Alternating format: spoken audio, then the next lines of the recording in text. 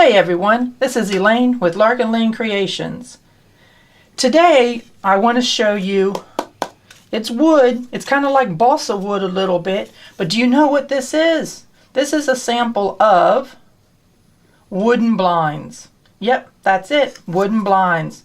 Aren't they something? Not quite sure why I only have some green ones left, but I think they're pretty cool, and they are so lightweight I cannot begin to tell you.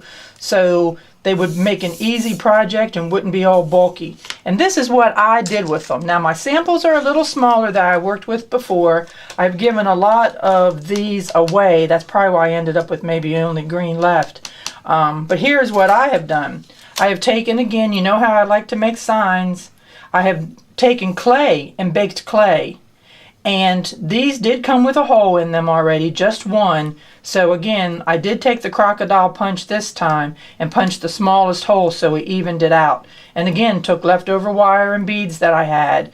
I think that one's pretty funny. Doubled up. And then, don't we all wish we had epic things in our lives?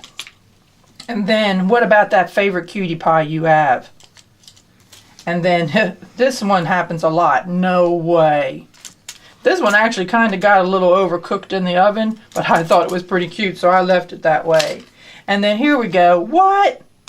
And you notice they all have a hashtag. So this one now I took from Michael's. They had the wooden words already. This one is amazing. So I dipped it in embossing powder and just, heated the whole thing up so it coated it all very well. And this wire is really heavy wire.